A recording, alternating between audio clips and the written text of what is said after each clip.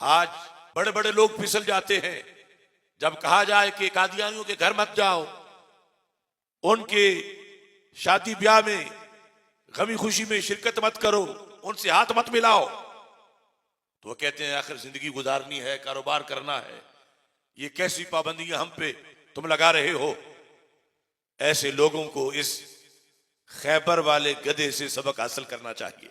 अलबिदाया one Nihaya में हदीस हिमार के नाम से एक चैप्टर मौजूद है कि जब खैबर फतह हुआ तो एक दराज गोश, हमारे उर्फ में जिसको गधा कहते हैं, वो भी माले गनीमत में था। रसूल अकरम नूर मुजस्सम शफी मुअज्जम सल्लल्लाहु अलैहि वसल्लम उसे पहचान गए। ये सरकार का दरबार है कि मोहब्बत करने वाला अगरचे कोई भी हो, सरकार उसको माला माल फरमा देते हैं। जब आपने उससे गुफ्तगू की अरबी में, तो वो भी अरबी में जवाब दे रहा था।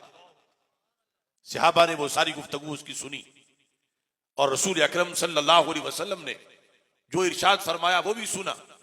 तो उसने रसूल अकरम सल्लल्लाहु अलैहि वसल्लम से ये दरखास्त की, ये तारुफ करवाया। कहने लगा कि लम यबका मिन नस्ल जद्दी गैरी वला मिनल अंबिया गैरों का कद कुन्तु क़ब्लका लिरजुलिन यहूदिय्यिन व कुन्तु अतवक्कउ अन तरकबानी। उसने अपना तारुफ करवाते हुए कहा, अखरजल्लाहु मिन नस्ल जद्दी सित्तीना हिमारा। कहने लगा कि मैं हूं तो दराज गोश और गधा, मगर मैं बड़ा खानदानी गधा हूं। किस बुनियाद पर? कहता है कि जो ऊपर हमारा जद्द अमजद है, उसकी नस्ल से अल्लाह ने 60 गधे पैदा किए, नस्ल दर नस्ल। और उन 60 गधों की ये शान है कि उनकी पुश्तों पर सिर्फ नबियों ने सवारी की, इसलिए हम खुसूसी गधे हैं। आज कादियानी को या किसी मुनकरे खत्म नबूवत को अगर गधा कहा जाए तो ये गधे की तौहीन है, क्योंकि वो खैबर का गधा गधा तो था मगर खत्म नबूवत का मुनकिर नहीं था। लम यबका मिन नस्ल जद्दी गैरी, कि वो गधे जिन्हें नबियों का खिदमतगार बनाया गया, उनमें से सिर्फ एक मैं बचा हूं, बाकी सब नबियों की खिदमत करके दुनिया से रुखसत हो गए। वला मिनल अंबिया गैरों का, गधों में से मैं आखिरी हूं और नबियों में से आप आखिरी हैं। आप आखिरी हैं, मैं खिदमत के लिए हूं। व कुन्तु अतवक्कउ अन तरकबानी, आज बाई चांस मुलाकात नहीं हुई, मैं बड़ी देर से मुंतजिर था कि वो दिन आएगा कि आप मेरी पुश्त पे बैठोगे। ये कहां नसीब मेरे कि तू आप चल के आता, कोई जज्बा मोहब्बत मेरे काम आ गया है, मेरे दिल की धड़कनों में तेरा नाम आ गया है, कर लो कबूल आका ये गुलाम आ गया है।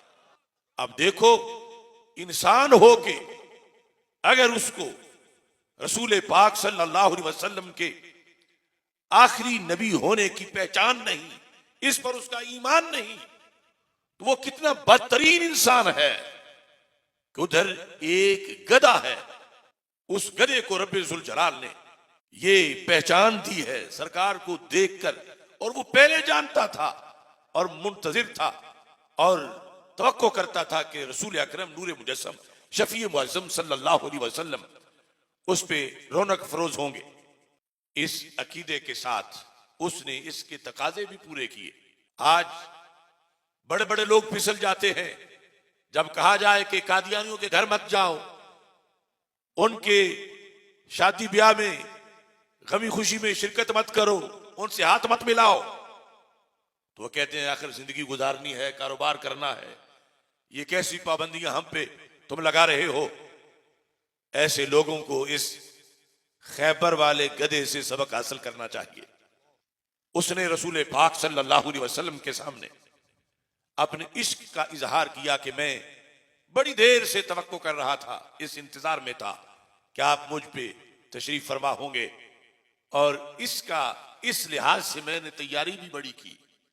कहता कद कुन्तु क़ब्लका लिरजुलिन यहूदिय्यिन, आशिक मैं आपका था मगर गधा मैं यहूदी का था। यहूदी ने मुझे घर में बांधा हुआ था, यहूदी मुझसे अपना मतलब लेना चाहता था, मुझ पे सवारी करना चाहता था। और मैं ये चाहता था कि जिस पुश्त पे नबी आखिर ज़मान सल्लल्लाहु अलैहि वसल्लम ने खुद बैठना हो, मैं उस पे किसी पलीद को क्यों बिठाऊं। उसका इश्क देखो, उसका शौक देखो। कद कुन्तु क़ब्लका लिरजुलिन यहूदिय्यन, मैं आपके पास हाजिर होने से पहले मैं यहूदी का गधा था और वो यहूदी मुझ पे सवारी करना था। मैं देर तक एक तवील अरसा उस यहूदी के घर रहा हूं, क्योंकि मैंने अपनी पुश्त पे आपको बिठाना था। मैंने आज तक अपनी पुश्त पे यहूदी को नहीं बैठने दिया।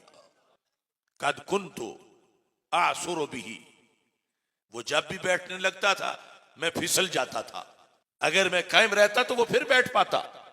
ये तो आप सारे लोग देहाती माहौल में जानते हैं कि गधे की नीयत ना हो तो कुछ लादने नहीं देता, और कभी पुश्त रख के सारा कुछ लादा हुआ भी नीचे गिरा देता है। वो कहता है जानबूझ के मैं फिसलता था, और एक बार फिसला, दो बार फिसला, तीन बार, सारा रोज का तरीका ही ये था। तो फिर कहता काना युजियो बतनी व यदरिबु ज़हरी, मेरे मालिक को भी पता था कि इसे मसला है कोई। मैं जब भी बैठने लगता हूं इसको फिसलना याद आ जाता है और ये खुद गिर जाता है, मुझे गिरा देता है। काना युजियो बतनी, मेरे रसूल सल्लल्लाहु अलैहि वसल्लम वो मुझे भूखा रखता था, चारा नहीं डालता था, पानी नहीं पिलाता था। मेरे नबी, मैंने भूखे बर्दाश्त की हैं, मगर मैंने पुश्त को पलीद नहीं होने दिया। सिर्फ यही नहीं कहा, यदरिबु ज़हरी, वो यहूदी मेरी पुश्त पे डंडे मारता था। देखो इश्क के रास्ते में ये लाठीचार्ज तो बर्दाश्त करना पड़ता है। यदरिबु ज़हरी, वो मेरी पुश्त पे डंडे मारता था, मैंने डंडे भी खाए, मगर मैंने उसको बैठने नहीं दिया, क्योंकि मेरी नीयत में था कि मैं पुश्त पे आपको बिठाऊंगा। तो जिसने राह इश्क में ये कुर्बानियां दी, अल्लाह ने उसकी कुर्बानियों को कबूल कर लिया कि बिल्लाखिर वो दिन आया कि अल्लाह के रसूल अलैहि सलाम उस दराज गोश की पुश्त पे रौनक अफरोज हो गए। हदीस हिमार में है कि रसूल पाक सल्लल्लाहु अलैहि वसल्लम ने बाकायदा उसका नाम रखा, और नाम रख के फिर इजहार मोहब्बत के लिए उसको आवाज भी दी, और उसने मोहब्बत से जवाब भी दिया। रसूल अकरम नूर मुजस्सम शफी मुअज़्ज़म सल्लल्लाहु अलैहि वसल्लम ने उसका नाम याफूर रखा। और नाम रखने के बाद, हालांकि वो पास ही खड़ा था, दूर नहीं था कि बुलाने की कोई हाजत हो, मगर इजहार मोहब्बत था और फरमाया या याफूर। उसने कहा लब्बैक या रसूल अल्लाह सल्लल्लाहु अलैहि वसल्लम। उस वक्त भी उसकी आवाज इजहार मोहब्बत के लिए जो अल्फाज सहाबा बोलते थे, लब्बैक या रसूल अल्लाह सल्लल्लाहु अलैहि वसल्लम के, ये लफ्ज भी उस आशिक ने इस्तेमाल किए।